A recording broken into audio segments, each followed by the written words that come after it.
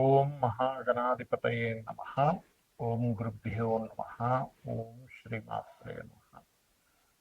అరుణాం కరుణాతరంగితాక్షీం ధృతపాశాంకుశపుష్పబాణచాపాం అనిమాదిభిరావృతాం మయూకై అహమిత్యేవ విభావయే భవాని. శ్రీమాత్రే నమ.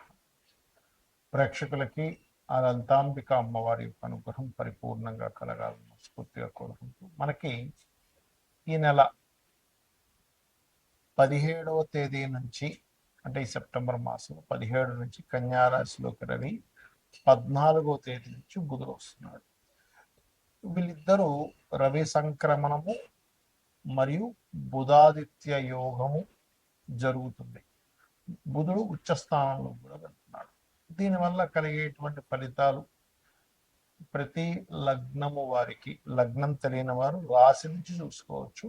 అది మిగతా గ్రహాల యొక్క ప్రభావం ఎలా పడుతుంది, ఆ రెండు కలిపి మంచి యోగం అంటారు కదా, ఏ రాశి వారికి ఎటువంటి యోగం ఉంటుంది, ఏ విషయాల పట్ల జాగ్రత్త పడాలి అనేటువంటి విషయాలు ఇప్పుడు మనం ఒక్కొక్కటిగా తెలుసుకుందాం. అయితే చెప్తున్న విషయాలు నేనైనప్పటికీ కూడా చెప్పేస్తుంది సాక్షాత్ లలిత అమ్మవారిగా భావిస్తూ తెలుసుకుందాం.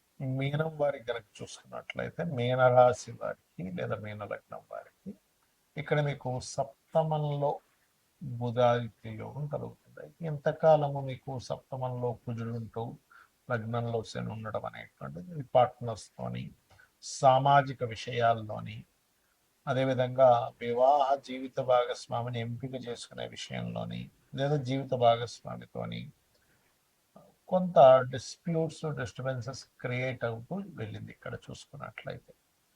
అలాగే ఇక్కడ రెండవ అధిపతి ఎప్పుడైతే అష్టమంలోకి వెళ్తున్నాడో, ఇది కొంతవరకు తన స్థానాన్ని తను చూసుకుంటున్నాడు కాబట్టి ఇది ఫైనాన్షియల్గా మంచి గ్రోత్ని ఇస్తుంది, ఇవ్వదని కాదు. అయితే ఇక్కడ సప్తమ స్థానంలో ఎప్పుడైతే ఈ బుధుడు రవి కలిసి ఉన్నారో, ఖచ్చితంగా ఇది వివాహ సంబంధించిన విషయంలో ఈ 17వ తేదీ సెప్టెంబర్ 17 నుంచి ఎప్పుడైతే రెండు గ్రహాలు కలిసి ఏర్పడుతుందో మంచి సంబంధాలు రావడం, కొంత స్ట్రెస్ తగ్గడం, వాళ్ళ వల్ల కొంత సహకారం లభించడం, పార్ట్నర్స్ వల్ల అనుకోండి, జీవిత భాగస్వామి వల్ల అనుకోండి, అది స్త్రీ అయినా పురుషుడైనా, సమాజంలో కొంత పేరు ప్రఖ్యాతులు రావడం, ఇటువంటివి బలంగా చూపిస్తున్నాయి. అలాగే మరొక విషయం ఏంటంటే, ఇక్కడ గమనించుకున్నట్లయితే ఈ లగ్నాధిపతి కూడా మీకు 4లో ఉన్నప్పుడు కొంచెం ఎప్పటి నుంచో అనుకున్నటువంటి కొన్ని ఉంటాయి చూసారా, కొన్ని ప్రయత్నాలు అవి బాగా ఫలిస్తాయి. కాకపోతే కాస్త వాహనం వెళ్ళేటప్పుడు మాత్రం గురువు 4లో ఉన్నాడు, మంచిది, అందులో ఎటువంటి సందేహం లేదు. కానీ ఈ అష్టమ కుజుడు 12లో ఉన్నటువంటి రాహు దృష్టిలో ఉన్నాడు కాబట్టి వాహనాల విషయంలో జాగ్రత్తగా ఉండాలి. ఇన్వెస్ట్మెంట్స్ చేసేటప్పుడు కూడా మీకు గ్రహణం అనేటువంటిది 12వ స్థానంలో పడుతుంది కాబట్టి ఎక్కడైనా మదుపు పెడుతున్నారు ల్యాండ్స్ విషయంలో, అటువంటి విషయాల్లో కొంచెం చూసి, అది ఏదైనా కబ్జా ఉందా, అక్కడ ఏదైనా వాటర్, రేపు మనకి హైదరాబాద్ వచ్చిన తర్వాత వాటర్ రిలేటెడ్ ప్లేసెస్ అని కొన్నిటిని కట్టినా సరే కూల్ చేస్తున్నారు. అటువంటి విషయాల్లో ఖచ్చితంగా జాగ్రత్తలు తీసుకోవాల్సినటువంటి పరిస్థితి ఉంది. ఇది ముఖ్యంగా గుర్తుపెట్టుకోండి.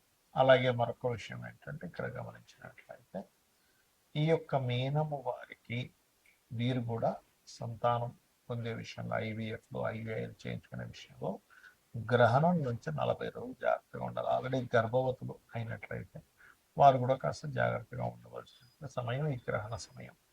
ఇక మీరు నిత్యము చేయవలసిన దేవతారాధన దుర్గాదేవిని మరియు రాజరాజేశ్వరి అమ్మవారిని ఆరాధన చేయండి, అన్ని విధాల బాగుంటుంది.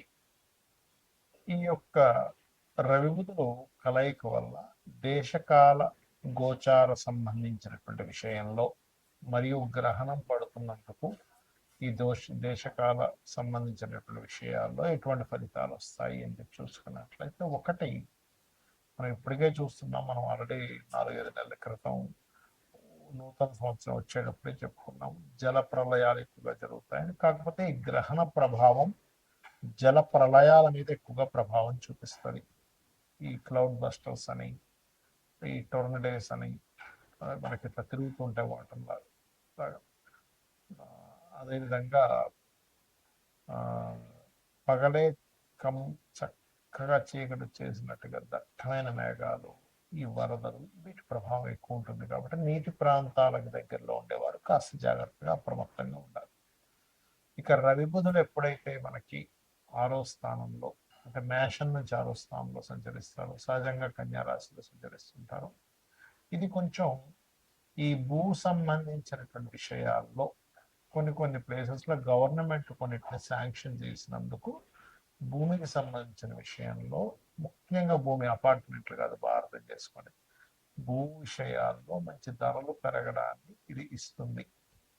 ముఖ్యంగా 17వ తేదీ నుంచి రవి బుధులు ఎప్పుడైతే అక్కడికి వస్తున్నారు. మరి కొంతమందికి బుధాదిత్య యోగం వాళ్ళ జన్మజాతకంలో ఉంటుంది. ఇక్కడ చాలా మంది ఏంటంటే, ఇప్పుడు గోచారంలో బుధాదిత్య యోగానికి ఫలితం అని చెప్పారు కదా, మరి కొంతమందికి జన్మజాతకంలో ఫలానా యోగం ఉంటుంది, మరి ఎందుకు యోగించదు అని నన్ను అడుగుతూ ఉంటారు. దానికి ఏంటంటే ముఖ్యంగా మీరు తెలుసుకోవాల్సింది, మీ జన్మజాతకంలో ఒక్కొక్క జాతకంలో ఖచ్చితంగా ఏదో ఒక యోగం ఉంటుందండి. కొన్ని 20-30 యోగాలు ఈజీగా ఉంటాయి ప్రతి జాతకంలో.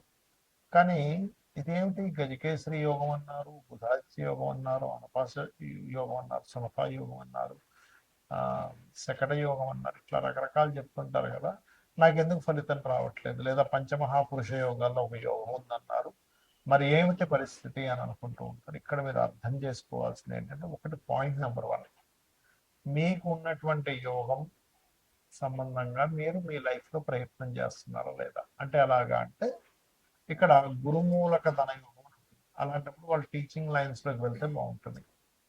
అలాగే బుధాదిత్య యోగం విత్ మెడికల్ యోగంతో సంబంధం ఉంటుంది, అలాంటప్పుడు మీరు మెడికల్ రంగాల్లోకి వెళ్తే ఉంటుంది. అంటే ఎలా అంటే, పలానా దగ్గర నిధి ఉందని తెలిసింది, నిధి ఉన్నంత మాత్రం మీకు రావాలని లేదు, ఆ నిధి కోసం మీరు ప్రయత్నం చేస్తే మీకు ఎలా అయితే నిధి వస్తుందో, లేకపోతే పలానా గవర్నమెంట్ పలానా ఆఫర్స్ ఇస్తుంది అన్నప్పుడు దానికి సంబంధించి మీరు అప్లై చేసుకుంటే ఎలా అయితే వస్తుందో, అలాగే మీ యొక్క జన్మజాతకంలో కూడా ఏ యోగం ఉంది, అది ఏ ఫలితాలు ఇస్తుంది. అది కెరీర్ మూలంగా ఫలితం ఇస్తుందా, బిజినెస్ మూలంగా ఇస్తుందా, ఒక సర్వీస్ మోటోలోకి వెళ్తే ఇస్తుందా, ఒక ఆధ్యాత్మికమైన వాటిలోకి వెళ్తే ఇస్తుందా అనేటువంటిది ఎలా ఉంటుందో, ఒక అవయోగం కూడా దీని జోలికి వెళ్తే మంచిది కాదు అవుతుంది. కొంతమందికి షేర్ మార్కెట్ మూలంగా నిర్ధన యోగం అయిపోతుంది, అలాంటప్పుడు షేర్ మార్కెట్ జోలికి వెళ్ళకూడదు.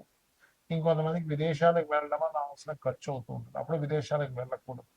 ఇంకొంతమందికి చేయకూడని బిజినెస్లోకి ఎంటర్ అయ్యే రాంగ్ టైంలో, అందరికీ బిజినెస్ అచ్చిరాదని కాదు, అక్కడ ఎంటర్ అయ్యే టైం రాంగ్ టైం అవుతుంది, చేయకూడని బిజినెస్లు ఏమో చేస్తూ ఉంటారు. ఇది ప్రధానంగా ఇక్కడ దీని యొక్క ప్రభావం చూపిస్తూ ఉంటుంది. ఇది ముఖ్యంగా గుర్తుపెట్టుకోండి.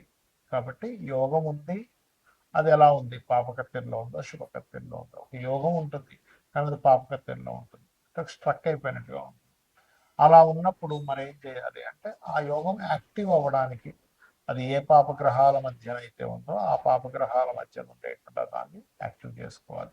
అంటే ఆ 2 గ్రహాలు ముందు వెనుకున్న గ్రహాలకు దానాలు ఇస్తూ ఉండాలి. అలాగే మనకి చాలా మందికి ఉన్నటువంటి ఇబ్బంది ఏమిటంటే, ధన సంబంధించిన ఇబ్బంది. దానికి భక్తి శ్రద్ధలతో రోజు కనుక ఓం సంపత్కరీ సమారూఢ సింధుర బ్రజ సేవితాయే నమః అని చెప్పి మంత్రం కనుక చేసుకున్నట్లయితే 100% మీకు ఫైనాన్షియల్ స్ట్రెస్ అనేది తగ్గుతుంది. అలాగే ఓం ధర్మాధ్యక్ష ధనాధ్యక్ష ధనధాన్య వివర్తనీయే నమః చేసుకోవచ్చు. అప్పులున్నాయి ఓం అప్రనాయ నమః. ఇక్కడ ఏంటంటే, అసలు మీకు మీ యోగం ఏమిస్తుంది, అది ఎప్పుడు యాక్టివ్ అవుతుంది, అదేమైనా పాపకత్తెరలో ఉందా శుభకత్తెరలో ఉందా, ఆ యోగానికి తగ్గట్టుగా నేను వర్కౌట్ చేస్తున్నాను లేదా, నేను దానికి సంబంధించిన ప్రయత్నం చేస్తున్నాను లేదా, ఇది తెలుసుకోనంతసేపు మీకు ఎన్ని యోగాలు ఉన్నా కూడా ఫలితం అనేటువంటిది ఉండదు. శ్రీమాత్రే నమః.